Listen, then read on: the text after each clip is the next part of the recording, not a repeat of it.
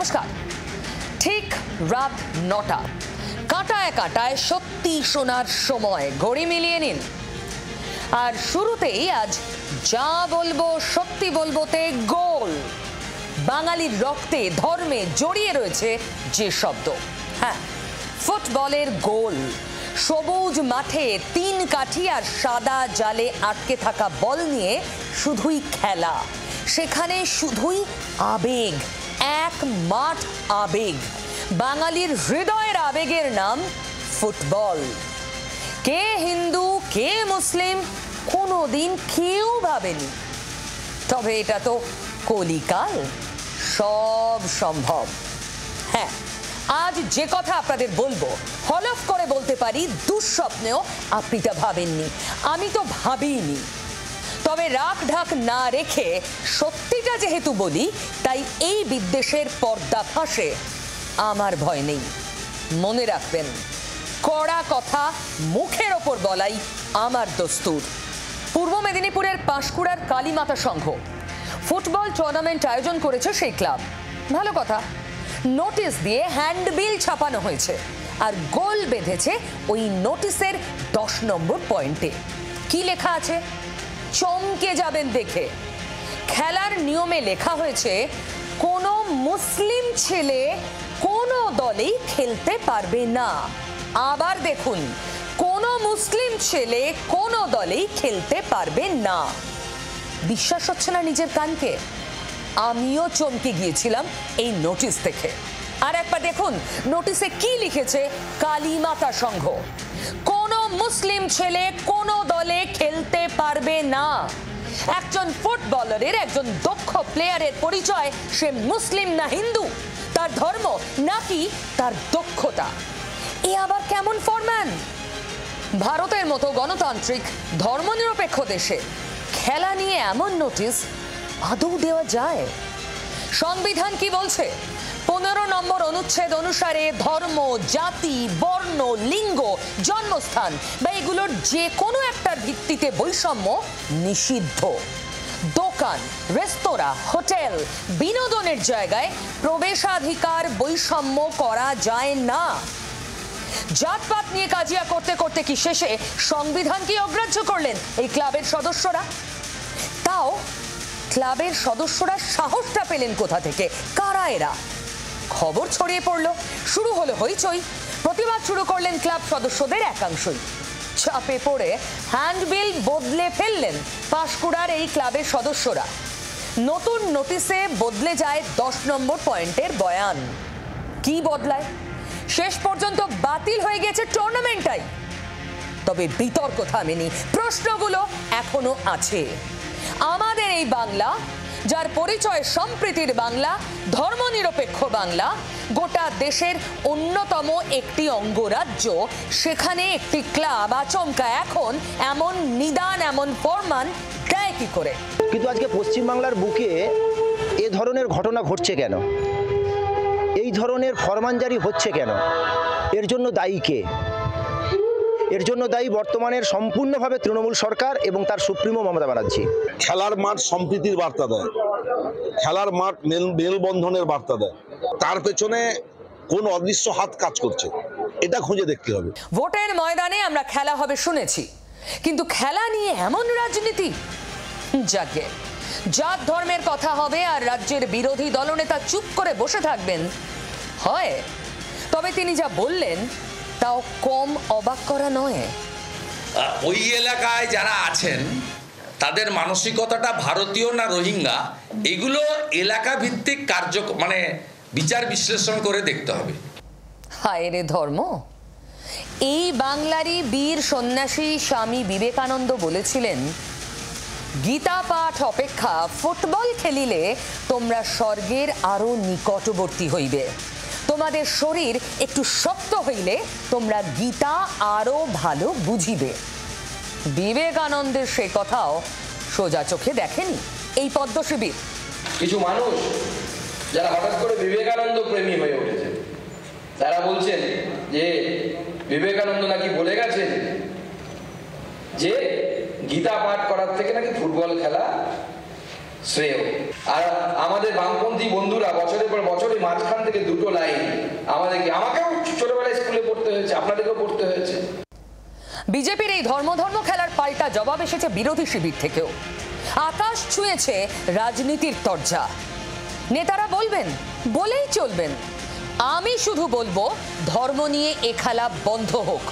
কারণ আমাদের ময়দানের দ্রোণাচার্য মোহাম্মদ নঈম, মোহাম্মদ শামি উইকেট নিলে একসঙ্গে উচ্ছ্বাসে মাতি আমরা, কাশ্মীর থেকে কন্যাকুমারী। ঘটনাস্থল যাদবপুর বিশ্ববিদ্যালয় ক্যাম্পাসে ঈদ উপলক্ষে ইফতারের এলাহি আয়োজন। রাজ্য রাজনীতিতে যাই ঘটুক না কেন, যাদবপুর বরাবরই লাল দুর্গ। সেখানকার ইফতার পার্টির ভিডিও পোস্ট করে গুরুতর অভিযোগ করেছেন সুকান্ত মজুমদার। লিখেছেন এক্স পোস্টে, এটাই লিবারেল বামপন্থীদের মুক্ত চিন্তার অন্যতম প্রাণকেন্দ্র যাদবপুর। বিশ্ববিদ্যালয় প্রাঙ্গণে যেখানে বাগদেবী মা সরস্বতীর আরাধনার কথা হলে ধর্মীয় মেরুকরণের অভিযোগ ওঠানো সিউডো সেকুলারদের ভ্রু কুঞ্চিত হয়। সম্প্রতি বাংলাদেশকে দেখে অনুপ্রাণিত হওয়া তৃণমূল পন্থীদের কাছেও বাড়তি অক্সিজেন। সনাতন হিন্দু বিরোধী মতাদর্শ অক্ষুণ্ণ রেখে বাম তৃণমূল অজৈব জোটের শান্তিপূর্ণ সহাবস্থানে দেবী সরস্বতীর প্রবেশ নিষিদ্ধ, কিন্তু এসবে মুখে কুলুপ। শুধু সোশ্যাল পোস্ট নয়, নিজের বক্তব্যের সমর্থনে ব্যাখ্যাও দিয়েছেন কেন্দ্রীয় শিক্ষা প্রতিমন্ত্রী। সুকান্তর সুরে সুর মিলিয়েছেন শুভেন্দু অধিকারীও। বলা ভালো, সুকান্ত শুভেন্দুর সুরে সুর মেলাচ্ছেন। কবে থেকেই তো হিন্দুত্বের চড়া সুরে গান ধরেছেন বিরোধী দলনেতা। ইফতার পার্টি কি সেকুলার আর সরস্বতী পুজো হচ্ছে সাম্প্রদায়িক? এই মানসিকতা পশ্চিমবঙ্গের হিন্দুদের বোঝা উচিত।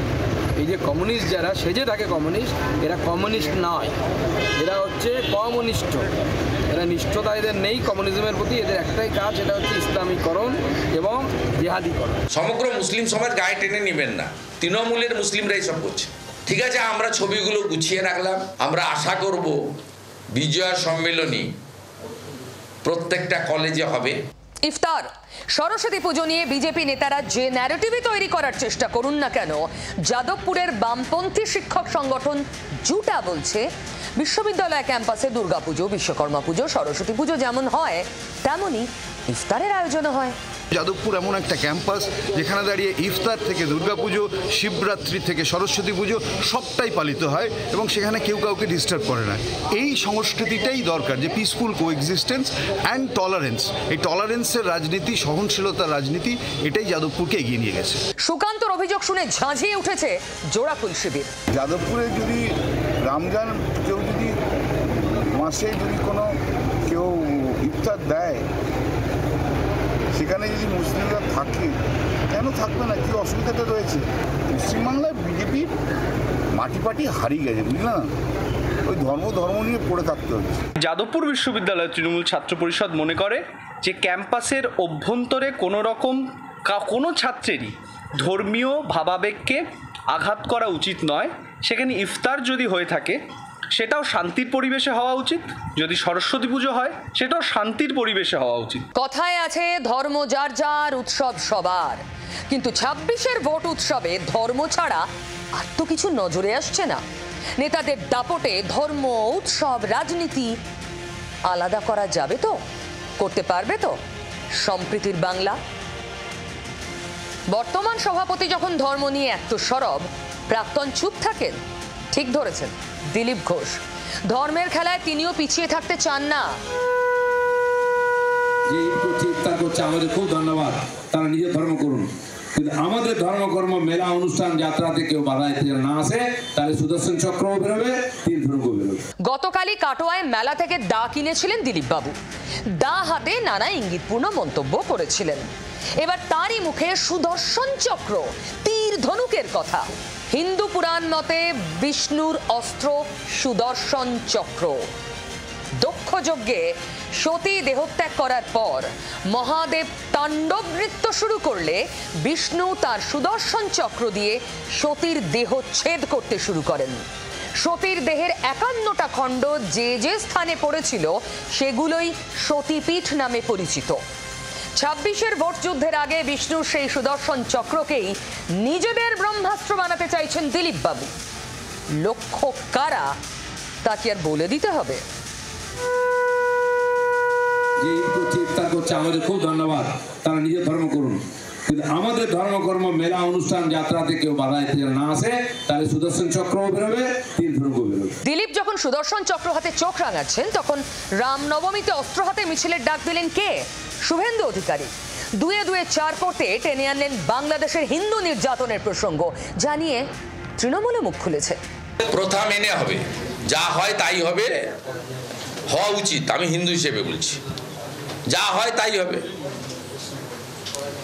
অতএব যেমন যেমন আমাদের বিধিবিধানে আছে তাই হবে, ব্যাপকভাবে হবে, ব্যাপক সংখ্যায় মানুষ নামবে। বাংলাদেশ দেখে মানুষ আতঙ্কিত, হিন্দুরা বাড়িতে থাকতে চাইছে না, বেরিয়ে পড়ছে। বিজেপির এখন অস্ত্র কি যে আমাদের হাতে অস্ত্র থাকবে? এরা অস্ত্র মানে মনে করে ওই বর্ষা, তলোয়ার, বন্দুক, বোমা, হাতে দা, যেগুলোকে মানুষের জীবনকে অতিষ্ঠ করে তোলে। সেকুলারিজম ভুলে যাব? বা শুভেন্দু অধিকারী বলছেন চ্যাংদোলা করে ফেলে দেব নির্দিষ্ট সম্প্রদায়ের বিধায়কদের। আচ্ছা, শুভেন্দু দিলীপরা কি খবর রাখেন না? ঢাক ঢোল পিটিয়ে সংখ্যালঘুদের হাতে ঈদের সওগাত তুলে দিতে শুরু করেছে বিজেপি। দেখুন, সংখ্যালঘুদের মন জয়ে বিজেপির সওগাত এ মোদি। সওগাত শব্দের অর্থ উপহার। ঈদের আগে সংখ্যালঘুদের হাতে উপহার তুলে দিচ্ছে বিজেপি। সারা দেশে 32 লাখ সংখ্যালঘুকে দেওয়া হবে এই উপহার। মোদির নামের প্যাকেটে থাকছে শুকনো ফল, চিনি, সেমাই। বিজেপির ঈদের সওগাতে থাকছে কুর্তা, পাজামা, সালোয়ার কামিজের কাপড়। দেশের 32,000 মসজিদ থেকে এই সওগাত দেওয়া হবে। তা হঠাৎ সংখ্যালঘুদের জন্য বিজেপির এত চিন্তা কেন? আপনারাও বলেছেন সবকা সাথ সবকা বিকাশ, আর বলবো না, বলবো जो हमारे साथ हम उनका साथ। ধর্মকর্ম, মেলা, অনুষ্ঠান, যাত্রাতে কেউ বাধা দিতে না আসে, তাদের প্রতি কোনো ভালোবাসার দরদ নয়। ভুলে যান ওইসব সেকুলারিজম। सबका साथ सबका विकास बंद करो, नो नीड সংখ্যালঘু মোর্চা। এটাই তো বিজেপির হকিকত। তাহলে হঠাৎ সংখ্যালঘুদের জন্য উপহারের ডালি কেন সাজিয়ে বসছে বিজেপি? রাজনীতির অঙ্কটা কি? রমজান মাসে ইফতারের আয়োজন করে থাকেন নেতারা। সম্প্রীতির সেই ছবি এই বঙ্গেও বিরল নয়। তবে গত কয়েক বছরে বিজেপি নেতাদের এমন উদ্যোগ নজরে আসেনি। তাহলে এবার কেন? বিরোধীরা বলছে ঈদের পরেই সংসদে আসছে বিতর্কিত ওয়াকফ বিল। বছর শেষে বিহারে বিধানসভা নির্বাচন। বিহারে প্রায় 17% মুসলিম ভোট। বছর ঘুরলে বিধানসভা নির্বাচন বাংলায়। ইমেজ কারেকশনই তাই সওগাত কৌশল পদ্ম শিবিরের। আজকে সেই সংখ্যালঘুদের জন্যে, ঈদের জন্যে নরেন্দ্র মোদীকে এসো বাছা, কাছে এসো, কোথায় গেলে, এই নাও নতুন কাপড় এনেছি ভাই, তোমাদের উৎসবে এই কাপড় দিলাম ভাই বোনেরা, এটা করছেন ভালো তো। এটাই তো হওয়া উচিত। শুভেন্দু অধিকারী যদি এই ঘটনা দেখে কিছুটা শিক্ষা নেয়, তবে ওনারও কিন্তু এই অসহায়তাটা একটু কমবে।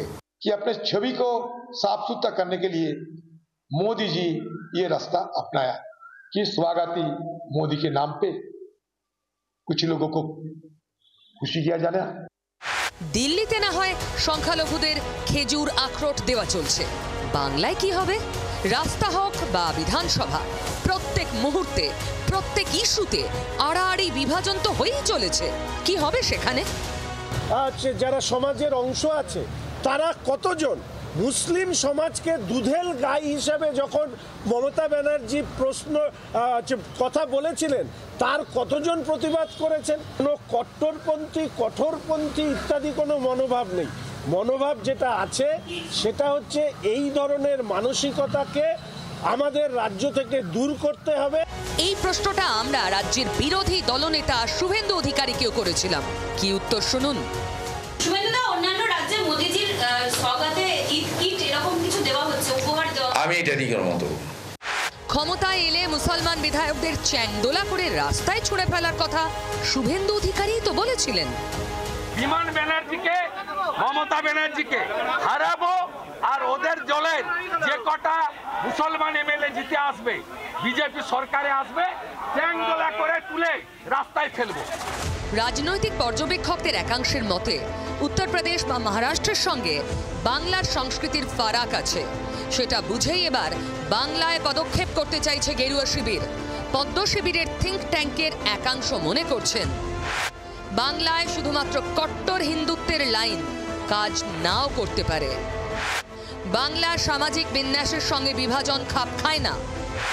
ভোটের ফসল তুলতে গেলে তাই বিজেপির জোড়া কৌশল। কট্টর লাইনের সঙ্গে এবার ভালো সংখ্যালঘু এজেন্ডা। মমতা বন্দ্যোপাধ্যায়ের সরকারের বিরুদ্ধে সংখ্যালঘু তোষণের অভিযোগে বারবার তোলপাড় ফেলার চেষ্টা চালিয়েছে বিজেপি। এবার সেই সংখ্যালঘুদের মধ্যে বিভাজন করে ইভিএমে ছাপ ফেলার চেষ্টা। এত বড় রঙ্গ জাদু, এত বড় রঙ্গ। একদিকে সওগাত, অন্যদিকে হিন্দুত্বের পোস্টার বয় চেনা মেজাজে যোগী আদিত্যনাথ সবে কুম্ভ মেলা শেষ করেছেন। আর সেই সাফল্যে খুশিতে ডগমগ উত্তরপ্রদেশের মুখ্যমন্ত্রীর মুখেও বাংলার কথা। এবার একই সঙ্গে রমজান মাস আর রাম নবমী, সে কথা টেনে এবার বাংলাকে নিয়ম শেখাতে বসলেন। শুনুন উত্তরপ্রদেশের মুখ্যমন্ত্রী কি বলছেন, শুনুন। धर्मस्थलों के माइक को, जो उसके परिसर के बाहर आवाज़ आती थी, उसको कंट्रोल कर किया है या उसको उतारा है? कंट्रोल किया है इस संवाद के माध्यम से। आप मुझे बताइए कि उत्तर प्रदेश जैसे राज्य में अगर हम कर सकते हैं तो बंगाल में क्यों नहीं हो सकता? ধর্মস্থানে উপাসনার সময় মাইক বাজে। উত্তরপ্রদেশ সরকার সব ধর্মস্থান থেকে মাইক খুলে নেওয়ার নির্দেশ দেয়। মন্দির মসজিদ থেকে মাইক খোলা হয় বলে দাবি উত্তরপ্রদেশ সরকারের। যদিও এখানেও বৈষম্যের অভিযোগ রয়েছে বিরোধীদের। যোগীর এই বক্তব্যকে হাতিয়ার করে মমতা বন্দ্যোপাধ্যায় সরকারের বিরুদ্ধে সংখ্যালঘু তোষণের অভিযোগ তুলে আবার আসরে বিজেপি। পশ্চিমবঙ্গে মাইক ব্যবহার নিয়ে বহু জায়গায় সংঘর্ষ হয়েছে এবং কার্যত আমাদের এই মুহূর্তে যে রাজ্য সরকারটা আছে সেটা মৌলবাদের কাছে আত্মসমর্পণ করেছে। সংবিধানের শপথ যদি নিয়ে থাকেন যোগী আদিত্যনাথ, যদি না নিয়েছেন তাহলে সংবিধান মেনে চলতে হবে, সর্বধর্ম সমভাব জানাতে হবে। সেখানে কে মেজরিটি কে মাইনরিটি, কোথায় মেজরিটি হলে ভালো থাকবে, মাইনরিটি হলে খারাপ থাকবে, এইসব তাত্ত্বিক ইকুয়েশন ওনাকে কে টানতে দিয়েছে, আর অধিকারই বা কে দিয়েছে এসব কথা বলে সমাজে একটা অশান্তি তৈরি করার? আমরা তীব্র নিন্দা করছি এসব কথা। প্রশ্ন হলো, বিজেপি হই হই করতেই পারে, কিন্তু বাংলায় মাইক রাজনীতি চলবে তো? প্রশ্নটা বিজেপির ভিতরেই। বিধানসভায় মুখ্য সচেতক শঙ্কর ঘোষ, শুনুন কি বলছেন। প্রশ্নগুলো খুব স্বাভাবিকভাবে উঠে আসে। সেই প্রশ্নের মীমাংসাও প্রত্যেকটি রাজ্যে নিজস্বভাবে হবে, মানুষের ইচ্ছাতেই হবে। পশ্চিমবঙ্গের মানুষের ইচ্ছাতেও ভবিষ্যতে এই প্রশ্নগুলোর উত্তরও আপনারা পেয়ে যাবেন। বিজেপির অন্দরেই সন্দেহ হবে নাই বা কেন? মমতা বন্দ্যোপাধ্যায় সরকারের বিরুদ্ধে সংখ্যালঘু তোষণের অভিযোগে গেল রব তুলেও লোকসভা ভোটে 8 ডজন আসন কমেছে বিজেপির।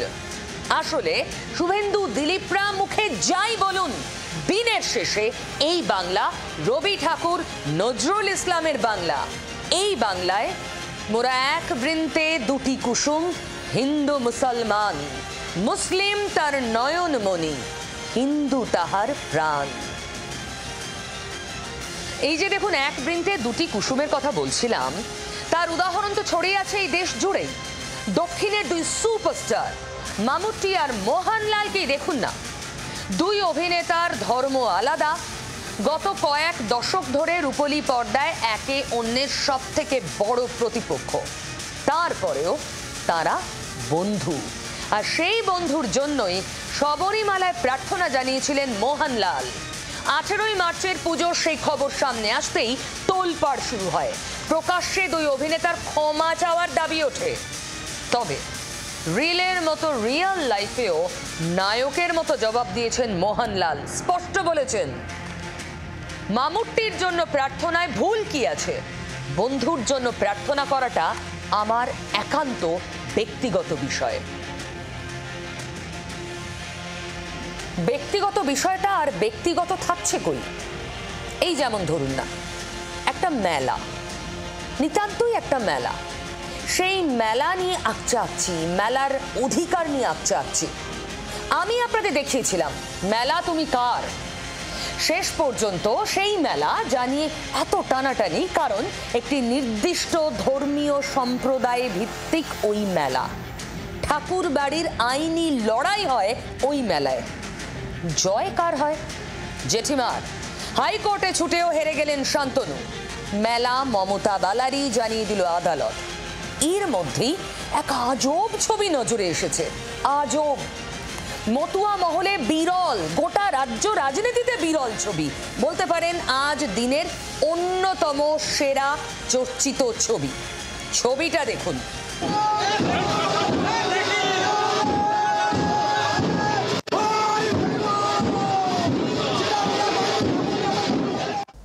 তৃণমূল সাংসদের পায়ে মাথা ঠেকিয়ে প্রণাম করছেন বিজেপির বিধায়ক। 26-এর আগে বাংলায় এমন দৃশ্য দেখব ভেবেছিলেন কেউ? মমতা বালা ঠাকুর, তৃণমূলের রাজ্যসভার সাংসদ, তার পা ছুঁয়ে প্রণাম করছেন বিজেপির বিধায়ক অসীম সরকার, যিনি কথায় কথায় তৃণমূলের বিরুদ্ধে গান বাঁধেন। কবিয়াল অসীম সরকার, হরিণঘাটার বিজেপির বিধায়ক, কি বলছেন শুনুন। আমি আজকে খুব আনন্দিত। আজকে সবাই মিলে রাজনৈতিক সমস্ত দল ভুলে গিয়ে, দলমত ভুলে গিয়ে একসঙ্গে মহাবারণী মেলা হচ্ছে। কি আনন্দ, কি আনন্দ! এখানেই শেষ নয়। মমতা বালা ঠাকুরের মেয়ে, তৃণমূলের সর্বকনিষ্ঠ বিধায়ক মধুপর্ণা ঠাকুরের সুনামও শোনা গেল অসীমের গলায়। আমি বোন মধুপর্ণাকে আমি ধন্যবাদ জানাবো। তার প্রথম কথাই আমি শুনেছিলাম, তার কথা শুনে আমি কেঁদে ফেলেছি। কত ভালো, কত ভালো। এরা অনেক অনেক বড় হবে, অনেক দূরে যাবে এরা। আরে এখানে তো বিধায়কের ব্যাপার না, এটা ভক্ত এবং ভগবানের মহামিলন, মা সন্তানের ব্যাপার। দলীয় বিধায়কের এই কাণ্ডে আচ্ছা বিজেপি স্বস্তিতে আছে? এমনটা যে অসীম সরকার করে বসতে পারেন, বিজেপি গুণাক্ষরেও ভেবেছিল। মমতা বালা ঠাকুর তো গদগদ। তিনি আবার প্রভু ভক্ত বা ঈশ্বর এবং তার ভক্তের মেলবন্ধন দেখছেন। বিজেপি, শান্তনু ঠাকুর, ঠাকুর বাড়িরই অন্য যুযুধান। শুনুন। আমি কোনো ব্যক্তিগত আজকের দিনে এই বক্তব্য দেব না, তবে টিএমসির যে নেতারা ঠাকুর বাড়িতে গাড়ি নিয়ে ঢুকেছে, 15-20খানা গাড়ি নিয়ে, প্রত্যেকটা মতুয়ার এখানে অসুবিধা হচ্ছে। ওরা প্রত্যেকবার ঠাকুর বাড়িতে আসে, এই লোকগুলোকে ওরা যা ভাবে, এই মতুয়াদের ওরা মানুষ ভাবে না।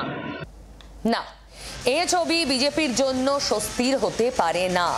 তার উপরে এই মেলার দখল চলে গেছে মমতা বালার কাছে। তার পায়ে মাথা নোয়াচ্ছে বিজেপি। শান্তনু কি স্থির থাকতে পারেন?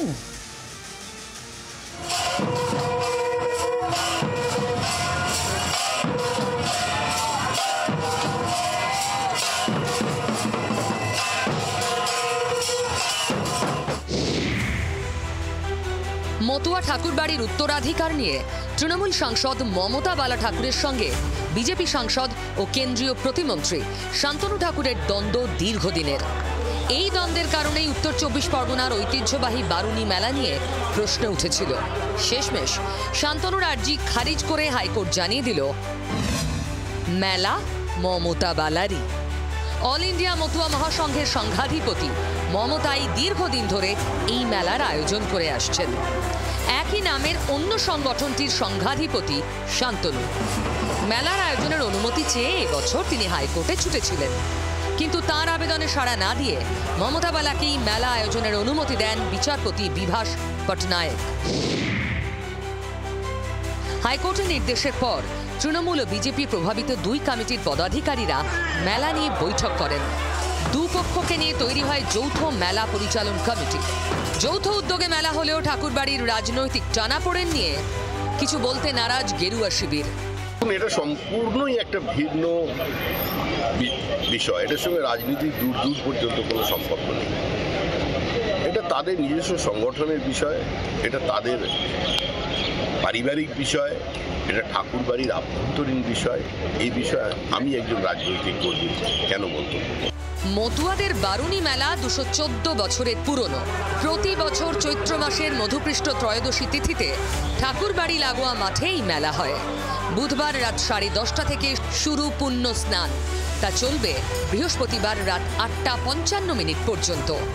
দেশের বিভিন্ন প্রান্ত থেকে তো বটেই, বাংলাদেশ থেকেও অগুন্তি ভক্ত মেলায় আসেন। পুণ্য লাভের আশায় ঠাকুরবাড়িতে হাজির হন। এই ধর্মের রাজনীতি আমাদের অন্ধ করে দেবে একদিন। সারাক্ষণ ধর্মচিন্তা সম্ভব, তা আবার রাজনীতিকদের মুখে। সত্যি রাজনীতিকদের কি আর কোনো ইস্যু নেই? ধর্মকে এভাবে টেনে টেনে রাজনীতির ময়দানে কেন বাবা? মানুষের তো হাজারটা সংকট রয়েছে, ভোটারের সমস্যার তো শেষ নেই জীবনে। একটু সেদিকে নজর দেওয়া যায় না?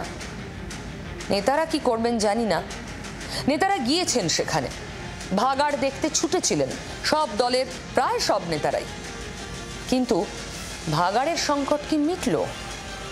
বেলগাছিয়া ভাগাড়ের কথা বলছি। চলুন আমরা আপনাকে নিয়ে যাই বেলগাছিয়ার ভাগাড়ে, হাওড়ার বেলগাছিয়া ভাগাড়ে, যেখানে এখনো সংকট, আবর্জনার সংকট আর মাথা গোঁজার সংকট। প্রথমে আবর্জনা সংকটই দেখাই। জগাছার আরুপাড়ায় আবর্জনা ফেলতে হবে এরকম একটা নির্দেশ এসেছিল, কারণ ওই ভাগাড়ে আর আবর্জনা ফেলা যাবে না এখন। কিন্তু সেখানেও বাধা, স্থানীয় বাসিন্দাদের বাধা। ময়লার গাড়ি আটকে বিক্ষোভ দেখালেন গ্রামের মানুষ। হাওড়ার বেলগাছি ভাগাড়ে আবর্জনা স্তূপ, সেখানেই ধস নেমে বিপত্তি। প্রতিদিনের বিপুল আবর্জনায় এখন হাওড়া পুরসভার মাথা ব্যথা। শিবপুর বিধানসভা কেন্দ্রের আরুপাড়া এলাকায় অস্থায়ী ডাম্পিং গ্রাউন্ড পরিকল্পনা নিয়েছিল হাওড়া পুরসভা, এরপরে গোলমাল। হাওড়া শহরের ময়লা আবর্জনা ফেলা নিয়ে নতুন করে উত্তেজনা তৈরি হলো। বেলগাছিয়া ভাগাড়ে বিপুল পরিমাণ যে আবর্জনা স্তূপ জমেছিল সে কারণে ধস নেমে বিপত্তি ঘটে এবং তারপর সিদ্ধান্ত নেওয়া হয় সেখানে আর ময়লা আবর্জনা ফেলা হবে না। তাই হাওড়া জগাছা থানার অন্তর্গত এই আরুপাড়া এলাকায় এখানেই বিকল্প ব্যবস্থা হিসেবে এখানে ময়লা ফেলা হচ্ছিল আজকে সকাল থেকে। বুধবার সকালে সেখানে আবর্জনা ফেলতে গেলে স্থানীয়দের বাধার মুখে পড়েন পুরকর্মীরা। আজকে দেওয়া হয় আবর্জনা বোঝাই গাড়ি। পরিস্থিতি সামলাতে আসে বিশাল পুলিশ বাহিনী। বাধ্য হয়ে কাজ বন্ধ করে দেয় পুরসভা। এইখানে সামনে ইউনিভার্সিটি আছে, সামনে পুলিশ ট্রেনিং ক্যাম্প আছে, এখানে সাধারণ মানুষ বসবাস করে, মানে স্কুল আছে, বাচ্চা আছে, সমস্ত এই দুর্গন্ধ এক জায়গা থেকে আমরা অভিজ্ঞতা নিয়ে একটা পাচ্ছি, দেখতে পাচ্ছি সেখানে ধস নামছে, অনেক লোকের অসুবিধে হচ্ছে, সব কিছু হচ্ছে। তারপরেও যদি আবার এখানে এই জিনিসটা হয়, সরকার যদি সেটা মনে করে যে এইটা আবার এখানে আর একটা ওই রকম একটা জায়গা তৈরি করবো, আর সেটা তো খুব খারাপ ব্যাপার হচ্ছে। যে মানুষদের ওখানে ধাপায় প্রবলেম হচ্ছে তাদেরকে এখানে নিয়ে আসুন, পরিষেবা দেবো। কিন্তু এখানে যারা বয়স্ক মানুষ, যারা হাঁপানির প্রবলেম আছে, যারা খেলে, বাচ্চারা ফুটবল কোচিং, অনবরত তাদের ভবিষ্যৎ অন্ধকার করতে দিতে পারবো না। এরপর তড়িঘড়ি জরুরি বৈঠকে বসে পুরসভা। সিদ্ধান্ত হয় হাওড়ার আবর্জনা আপাতত কলকাতা পুরসভার ডাম্পিং গ্রাউন্ডে ফেলা হবে। পুরসভার প্রশাসক মণ্ডলীর চেয়ারম্যান সুজয় চক্রবর্তী জানান, বেলগাছিয়া ভাগাড়ে যে ফাঁকা জায়গা আছে সেখানে ফ্রেশ ওয়েস্ট প্ল্যান্ট তৈরি করা হবে দ্রুত। কলকাতার সাথে কথা হয়েছিল, কেএমসি এবং বৈদ্যবাটি কিছু আমরা ওয়েস্ট আমাদের পাঠানো হবে, এইভাবে একটা প্ল্যানিং হয়েছিল। কলকাতা পুরসভার কাছে এই জন্য আবারও আন্তরিকভাবে কৃতজ্ঞ। রাজ্য জুড়ে জঞ্জাল বড় বালাই। কিভাবে আবর্জনার পাহাড়কে পুনর্ব্যবহার করা যায়, আগামী দিনে বেলগাছিয়ার পুনরাবৃত্তি কিভাবে ঠেকানো সম্ভব হবে, ঘুম নেই পুরসভাগুলির।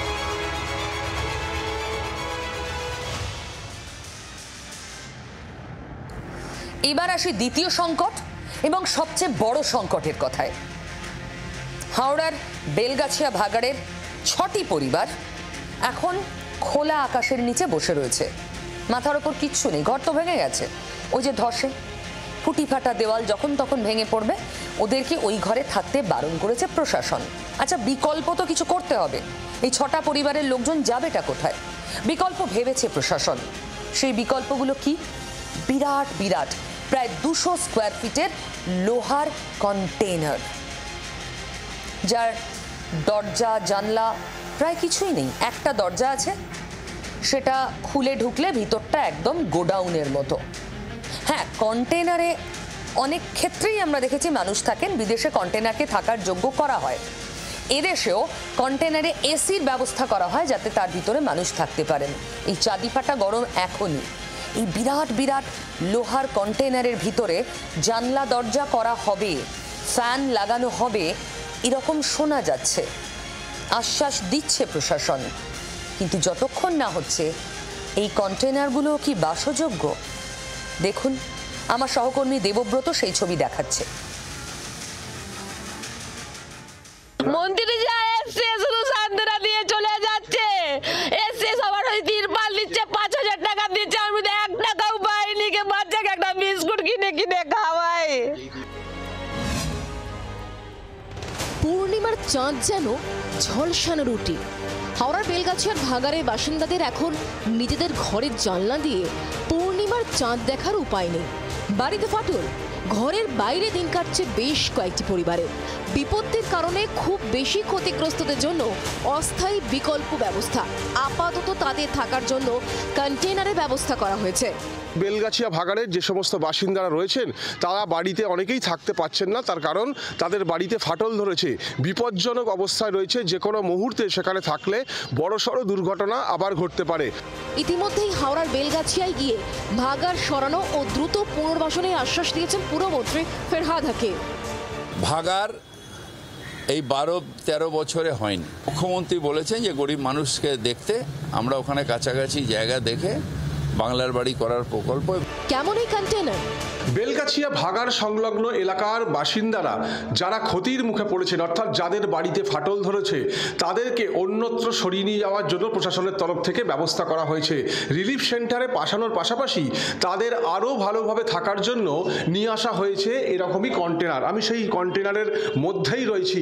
এখানে 4টি জানলা করা হবে, 2টি দরজা বসানো হবে, পাশাপাশি প্রচণ্ড গরম এখন, যে কারণে পাখা লাগানো হবে, আলো লাগানো হবে, অর্থাৎ সেখানকার বাসিন্দারা যাতে খুব ভালোভাবে থাকতে পারেন তার জন্য প্রশাসনের তরফ থেকে এই ব্যবস্থা করা হয়েছে। এবং যেটুকু জানা যাচ্ছে যে খিদিরপুর থেকে এই কন্টেনারগুলো নিয়ে আসা হয় এখানে, এবং বেলগাছিয়া সংলগ্ন একটি স্থানীয় ক্লাবের মাঠেই সেই কন্টেনারগুলো রাখা হয়েছে, এবং পরপর 7টি কন্টেনার ঠিক এভাবেই রাখা রয়েছে। ভাগাড় নিয়ে রাজনীতি বিস্তর হয়েছে। রাজনীতি পাশে সরিয়ে আপাতত কন্টেনারে অসহায় পরিবারগুলি মাথা গোঁজার ঠাঁই, স্থায়ী মাথার ছাদ তৈরির ভাবনা প্রশাসনের। মানুষের হাজারটা সমস্যা, মানুষ তাকিয়ে থাকে নেতাদের দিকে, তারা আমাদের কথা শুনবেন, ভাববেন, সেই মতো ব্যবস্থা নেবেন। আমরা সবাই তাকিয়ে থাকি, নেতারা ধর্মের দিকে তাকিয়ে আছেন, আর দুর্নীতি মানে বিপক্ষের যদি কিছু কালো দিক বেরোয় সেটাকে টেনে সামনে এনে ভোটারের সামনে রাখা, এই তো রাজনীতি। এর মধ্যেই কেন্দ্রীয় এজেন্সি এমন কীর্তি করলো, রাজনীতির লাফ মেরে উঠল, বিশেষ করে বিজেপি বিরোধী পক্ষের রাজনীতি। কি করেছে কেন্দ্রীয় এজেন্সি? ইডির কথা বলি।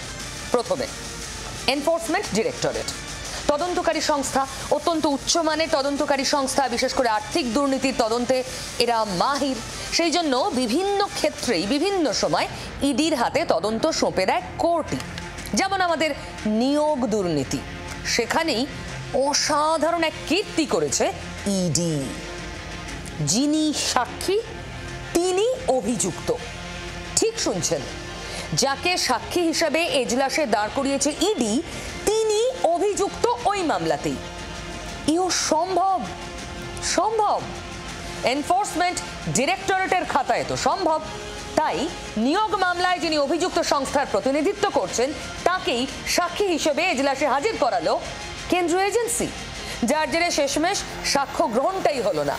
গোটা ঘটনাকে ছেলে খেলা হিসেবে দেখছে ইডির, ছেলে খেলা হিসেবে দেখছেন আইনজীবীরা।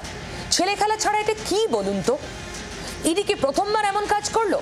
এর আগে এক লোকের বাড়িতে যাবে রেড করতে, নাম বিভ্রাটে চলে গেল অন্য লোকের বাড়ি। এজেন্সির এইটুকু দায়বদ্ধতা তো থাকবে।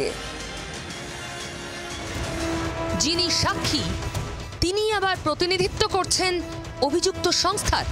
বুধবার এই ঘটনাই তো দেখা গেল বিচার ভবনে, সৌজন্যে এনফোর্সমেন্ট ডিরেক্টরেট ইডি। প্রাথমিক নিয়োগ দুর্নীতিতে ইডির দায়ের করা মামলায় বিচার প্রক্রিয়া শুরু হয়েছে। এদিনও আদালতে এক ব্যক্তির সাক্ষ্য দেওয়ার কথা ছিল। ঘটনাচক্রে ইডি সাক্ষী হিসেবে যাকে হাজির করেছিল তিনি এই মামলায় অভিযুক্ত দুই সংস্থাকে প্রতিনিধিত্ব করছেন। বিষয়টি নিয়ে আদালতের দৃষ্টি আকর্ষণ করেন নিয়োগ মামলায় অন্যতম এক অভিযুক্তের আইনজীবী সঞ্জয় দাশগুপ্ত। শেষমেশ ওই ব্যক্তির সাক্ষ্য গ্রহণ করেনি আদালত। এটাই প্রথম নয়, বছরখানেক আগে 100 দিনের কাজের দুর্নীতির মামলায় অভিযানে নেমেও তালগোল পাকিয়ে ফেলেছিল ইডি। হুগলির চুঁচুড়ায় নাম বিভ্রাটের জেরে ভুল লোকের বাড়িতে ঢুকে পড়েছিলেন কেন্দ্রীয় এজেন্সির আধিকারিকেরা। তাহলে ইডির পারফরমেন্স নিয়ে প্রশ্ন ওঠা কি অস্বাভাবিক? কেন্দ্রীয় তদন্তকারী এজেন্সির কথা যখন বলছি, কেন্দ্র বাহিনীর কথা বাদ দেব কি করে? আর এমন খবর কানে আসার পর বাদ দেওয়া সম্ভব নয়। ইনকাম ট্যাক্স অফিসার সেজে টাকা গয়না লুট হয়েছে, কলকাতার চিনার পার্কের ঘটনা। আমরা খবরটা পেয়ে আরো দেখতে শুরু করি কি হয়েছে, কারা করলো এমন। ও বাবা, শেষে দেখা গেল হিন্দি ছবি স্পেশাল 26-এর সঙ্গে পুরো মিলে গেল। ইতিমধ্যে এই ঘটনায় 5 সিআইএসএফ কর্মী সহ 8 জনকে গ্রেফতার করেছে পুলিশ। সিআইএসএফ কর্মী, কেন্দ্রীয় বাহিনীর কর্মী, জওয়ান 5 জন, তারা লুট করেছে, বলতে পারেন লুটেরা জওয়ান। তারা ওই ইনকাম ট্যাক্স অফিসার সেজে গিয়ে লুট করেছে এক ব্যক্তির বাড়িতে। অক্ষয় কুমারের স্পেশাল 26 সিনেমা হলেও বাস্তব থেকেই তো অনুপ্রাণিত। সে একই ঢঙে আয়কর আধিকারিক সেজে 25 ভরি সোনা, নগদ 30 লক্ষ টাকা লুট করে নিয়ে গেছেন 8 জন। পুলিশ বলছে চিনার পার্কের একটা আবাসনে স্ত্রী এবং মেয়ে নিয়ে থাকতেন আরপি সিং নামে এক ব্যক্তি, পেশায় প্রমোটার। কয়েক বছর আগে তিনি মারা যান। অভিযোগ, গত 17ই মার্চ ইনকাম ট্যাক্স অফিসার সেজে হানা দেয় বেশ কয়েকজন। অভিযোগকারীর সঙ্গে সৎ মায়ের সম্পত্তি নিয়ে বিবাদের জেরেই ঘটনা। গোটা চক্রান্তের কাণ্ডারি সৎ মা আরতি সিং, দাবি বিধাননগর পুলিশের। আমরা সাধারণ মানুষ ভীষণ অসহায় বোধ করি এক এক সময়। আমার তো ভীষণ হয়। এই ধরুন কেন্দ্রীয় তদন্তকারী সংস্থার কথা বললাম, কেন্দ্রীয় বাহিনীর কথা বললাম, রাজনৈতিক নেতাদের কথা বলছি। আমাদের ভরসার জায়গা কোনটা তাহলে? কার দিকে তাকিয়ে থাকবো আমরা? আমাদের কোনো প্রয়োজন হলে আদালত থাকছে, বিচারপতি থাকছেন। আরে সেখানেও তো সমস্যা। বিচারপতির বাড়িতে ক্যাশ 15 কোটি, তোলপাড় গোটা দেশ। আবার আর এক বিচারপতি এমন রায় দিলেন জানিয়ে গোটা দেশ সমালোচনায় মুখর। কোনটা বলি? নিপীড়ন কাকে বলে? প্রশ্ন এটাই ছিল। ঠিক কোন মাত্রায় নির্যাতন হলে তাকে আমরা ধর্ষণ বা ধর্ষণের চেষ্টা বলতে পারি? গত বৃহস্পতিবার একটি পক্সো মামলায় এলাহাবাদ হাইকোর্টের রায় নিয়ে তৈরি হয়েছিল এই তুমুল বিতর্ক। ধর্ষণের চেষ্টার ধারা তুলে যৌন নিগ্রহের ধারা দিতে বলেছিল হাইকোর্ট। তোলপাড় গোটা দেশে। এবার সেই রায়কে অমানবিক বলল সুপ্রিম কোর্ট। দেখুন, বিচার পেতে জনতার আস্থার আশ্রয়স্থল আদালত। দেশের সবথেকে বড় হাইকোর্ট এলাহাবাদ হাইকোর্ট। প্রায় 14 বছর আগের এক নাবালিকা নির্যাতনের মামলায় এই আদালতের রায় শুনে চমকে উঠেছিল দেশ। উত্তরপ্রদেশের কাসগঞ্জের নাবালিকা নির্যাতনের অভিযোগকারী জানায় এক কিশোরীকে বাড়ি পৌঁছে দেওয়ার নাম করে কালভার্টের তলায় নিয়ে যায় 2 যুবক। সেখানে অভিযুক্তরা তার বুকে হাত দেয়, পাজামার দড়ি খুলে দেয়। নিম্ন আদালতে পক্সো আইনে ধর্ষণের চেষ্টার মামলা রুজু হয়। প্রায় 14 বছর পরে মামলা থেকে সেই ধারা বাদ দিতে নির্দেশ দেয় এলাহাবাদ হাইকোর্ট। হাইকোর্ট জানায় মেয়েটির সঙ্গে যা হয়েছিল তা ধর্ষণের চেষ্টার প্রমাণ নয়। অপরাধের প্রস্তুতি আর অপরাধের মধ্যে ফারাক আছে। এরপরই সমালোচনার ঝড় ওঠে। স্বতঃপ্রণোদিতভাবে পদক্ষেপ করে সুপ্রিম কোর্ট। বিচারপতি V.R. গাভাই এবং অগাস্টিন জর্জ মাসিহের বেঞ্চে স্পষ্ট হয়ে যায় এই রায়ে সংবেদনশীলতার অভাব রয়েছে, এই রায় অমানবিক। কেন্দ্র এবং উত্তরপ্রদেশ সরকারের রিপোর্ট চেয়েছে শীর্ষ আদালত।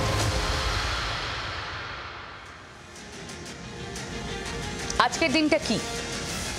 আজকের দিনে চীনে গেলেন মোহাম্মদ ইউনুস। আপনি ভাবছেন এর মধ্যে আলাদা করে বলার কি হলো? আরে আছে বলেই তো বলছি। ভারত পাত্তা দিচ্ছে না। বিমস্টেকে নরেন্দ্র মোদীর সঙ্গে কথা বলতে চেয়ে ইউনুসের প্রতিনিধিরা আবেদন করেছিলেন, পত্রপাঠ না করে দিয়েছে আমাদের দেশ। তারপর চীনের দ্বারস্থ বাংলাদেশের প্রধান উপদেষ্টা। অর্থনীতিবিদদের হাতেই দেশের অর্থনীতির বেকার দশা। একের পর এক কাপড়ের কারখানা বন্ধ। কাপড় মানে টেক্সটাইল। বাংলাদেশের যে মেরুদণ্ড কয়েকটা ব্যবসার ওপর দাঁড়িয়ে, কয়েকটা ইন্ডাস্ট্রির ওপর দাঁড়িয়ে, টেক্সটাইল অন্যতম, সেখানে একের পর এক কাপড়ের কারখানায় ঝাঁপ পড়ছে। কলকারখানার মালিকদের দেশ ছেড়ে পালিয়ে যাওয়া আটকাতে হচ্ছে সরকারকে। এই অবস্থায় চীন ভরসা। চীন টাকা দিলে দেশটাকে চালানো সম্ভব। দেশের স্বাধীনতা দিবস, বাংলাদেশের স্বাধীনতা দিবস, সেই দিনই চীনে গেলেন ইউনুস দেশ বেচতে, দেশের স্বাধীনতার দিনেই। গত জানুয়ারিতে বেজিং সফরে গিয়েছিলেন বাংলাদেশের পররাষ্ট্র উপদেষ্টা তৌহিদ হোসেন। তারপর দফায় দফায় চীনের ঢু মেরেছেন বাংলাদেশের একাধিক কর্তা ব্যক্তি। পড়াশোনা, খেলা, পরিকাঠামো, সেনা, চিকিৎসা, সিনেমা, গান বাজনা, খাবার দাবার, ব্যবসা, সবেতেই চীনের কাছে হাজারো বায়নার লিস্ট তুলে দিয়েছে বাংলাদেশ। আসলে চাওয়া নয়, সব ক্ষেত্রে দেশ বিক্রির ফন্দি। আন্তর্জাতিক দুনিয়ার ঠারে ঠোরে জানে ধারবাকির ফাঁদ পেতে কিভাবে চেপে ধরে চীন। দেশ চালাতে ব্যর্থ রাষ্ট্রপ্রধানরা নিজেদের গদি বাঁচাতে সেই ফাঁদে পা দিয়ে থাকেন, দেশকে বিপদের মুখে ফেলে থাকেন। যে দশা হয়েছিল শ্রীলঙ্কা সহ একাধিক দেশের। শান্তিতে নোবেলজয়ী অর্থনীতিবিদ ইউনুস একথা জানেন না তা তো নয়, তবু চীনের ফাঁদে কেন পা দেওয়ার এত তাড়া মোহাম্মদ ইউনুসের? কোনোভাবেই বাংলাদেশের অর্থনীতিকে টেনে তুলতে পারছেন না ইউনুস আর তার টিম। উল্টে বাংলাদেশের অর্থনীতির মূল যে চালিকা শক্তি, সেই বস্ত্রশিল্পে চরম বিপর্যয়। এতটাই যে দেশের নামকরা ব্যবসায়ী অভিনেতা আনন্দ জলিল পর্যন্ত ক্ষোভ লুকিয়ে রাখতে পারেননি। আপনারা একবার চিন্তা করেছেন যে আপনারা যে ইন্ডাস্ট্রিগুলো বন্ধ করে চলে যাচ্ছেন, এই দেশের অর্থনীতির অবস্থা কি হবে? এই দেশের কর্মসংস্থানের অবস্থা কি হবে? বাংলাদেশে এই আরএমজি সেক্টর থাকতে হবে, না হলে এই দেশ চলার মতন কোনো ব্যবস্থা নাই। এই অবস্থায় গদি টিকিয়ে রাখাই দায়। টাকা চাই, চাকরি চাই, তাই ড্রাগনের সহজ ঋণের দিকে বাটি হাতে দৌড় লাগালেন ইউনুস। দেশ যায় যাক, গদি টিকে থাক। দেশের সব ক্ষেত্রে চীনা টাকা ঢোকাতে চাইছেন ইউনুস। গত জানুয়ারিতে বেজিং সফরে গিয়ে বাংলাদেশের পররাষ্ট্র উপদেষ্টা বাংলাদেশকে দেওয়া ঋণের ওপর সুদের হার কমিয়ে দেওয়ার আশ্বাস নিয়ে এসেছিলেন। কম সুদে আরও ঋণের পথ খুলে এসেছিলেন। $2.5 বিলিয়ন ঋণের কথাবার্তা চলছে। তিস্তা মেগা প্রজেক্ট রূপায়ণ নিয়েও আলোচনা হয়েছিল সেবার। এবার আরও কোথায় কিভাবে বিনিয়োগের নামে দেশ বিক্রির চেষ্টা চালাবেন ইউনুস? বাইডেন প্রশাসনের মদতে বাংলাদেশের সরকার বদল হয়েছিল কিনা এই নিয়ে বারবার বিতর্ক হয়েছে। তার মধ্যেই সরকার বদলেছে। নয়া ট্রাম্প সরকার জানিয়ে দিয়েছে বাংলাদেশ নিয়ে তাদের বিরক্তির কথা। বস পাল্টেছে ইউনুসদের। এবার কি নয়া বস জিনপিং? তার মদতেই টিকে থাকার মরিয়া চেষ্টা ইউনুসদের। একাধিক ক্ষেত্রে মৌ স্বাক্ষর করার কথা দু দেশের। বাংলাদেশের সামরিক ক্ষেত্রেও টাকা ঢালার কথা বেইজিংয়ের। এই জায়গা থেকেই নতুন জল্পনা। মায়ানমারের জুন্টা সরকারের মাথায় হাত চীনের। এবার কি বাংলাদেশে ইউনুসদের মৌলবাদী সরকারের মাথাতেও ড্রাগনের হাত? কিভাবে মাথা বিকোবেন ইউনুস? নজর রাখছেন নয়াদিল্লি। বাংলাদেশের না হয় টাকা চাই, দেশের আয় নেই, ব্যয় হচ্ছে, বস্ত্রশিল্প লাটে উঠেছে প্রায়। ভারতের কাছে তলে তলে হাত পাতলেও মৌলবাদীদের তুষ্ট করতে প্রকাশ্য বিরোধিতাই দস্তুর। কিন্তু চীনের এত ইন্টারেস্ট কিসে বাংলাদেশে? কি হিসেব চীনের? চীনের কাছে না হয় হাত পাতছে ভারত, চীন কোন আগ্রহে উৎসাহে বাংলাদেশকে হেল্প করতে চাইছে? বিশ্বাস করুন, এখানেও চীনের ইন্টারেস্ট পয়েন্ট ভারত, আমাদের দেশ। দেখুন,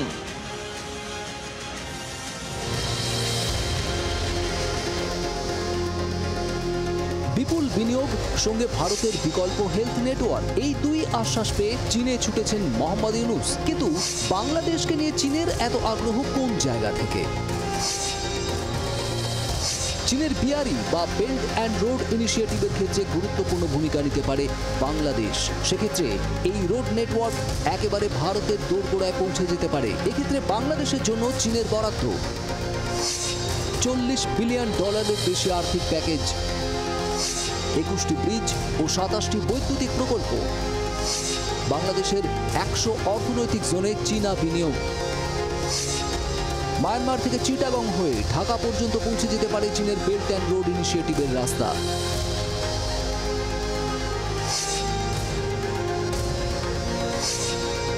দীর্ঘদিন ধরেই ভারতকে ঘিরে ফেলার চেষ্টা চালিয়ে যাচ্ছে চীন, যাতে যুদ্ধ হলে সব দিক থেকে চেপে ধরা যায় নয়াদিল্লিকে। যে পরিকল্পনার নাম স্ট্রিং অফ পার্লস, অর্থাৎ মুক্তোর মালার মতো ভারতের টুটি চেপে ধরার চেষ্টা। এই পরিকল্পনায় পাকিস্তানের গদর, শ্রীলঙ্কার হাম্বানটোটা, মায়ানমারের সিটুই, কেনিয়ার মোম্বাসা, এই সব এলাকায় বন্দর ঘাঁটি তৈরি করেছে অথবা তা গড়ার চেষ্টা চালিয়ে যাচ্ছে জিনপিং এর লাল ফৌজ। এই স্ট্রিং অফ পার্লস স্ট্র্যাটেজির মধ্যেই এসে যাবে বাংলাদেশের চট্টগ্রাম আর মায়ানমারের রেঙ্গুন। ফলে বঙ্গোপসাগরে ঘিরে ধরা যাবে ভারতকে। ফলে ভারত বিরোধিতায় বাংলাদেশ এখন চীনের অন্যতম গুরুত্বপূর্ণ ভাই। বাংলাদেশে ব্যবসা করে চীনের বিশেষ কিছু লাভ নেই। অর্থনৈতিকভাবে নড়বড়ে একটা দেশকে চীন স্রেফ ধার বাকিতে মাথা নিচু করিয়ে রাখতে পারে। তারপরেও এই বিনিয়োগের আগ্রহ একটাই কারণে, ভারতকে ঘিরে ফেলো। এর আগে হাসিনাও অবশ্য এই ভুল করতে গিয়েছিলেন, তবু দেশ বাঁচানোর একটা তাগিদ তার মধ্যে ছিল। ইউনূসের সে বালাই নেই। দেশ বিক্রি করে হলেও আপাতত উন্নয়নের গাজর ঝোলানোই মূল উদ্দেশ্য তাদের। ভারত নির্ভরতা কমিয়ে যদি চীনমুখী হওয়া যায়, তাহলে প্রাথমিকভাবে মুখ রক্ষার একটা হাতিয়ার হয়ে উঠতে পারে ইউনূসের কাছে। দেশকে বিক্রি করেও নিজেদের গদি বাঁচানোই লক্ষ্য ইউনূসের। আর চীনের লক্ষ্য ভারতের বিরুদ্ধে বাংলাদেশকে আরো তাতিয়ে তোলা, বিশেষ করে উত্তর পূর্বাঞ্চলে অশান্তি বৃদ্ধি। ইন্ডিয়া ফ্যাক্টরে দুই দেশেই ভাইচারা তাই তুঙ্গে। অভ্যেসটা তৈরি করছেন তো, রোজ রাত 9টায় যা বলবো সত্যি বলবো। দেখতে থাকুন জি 24 ঘন্টা।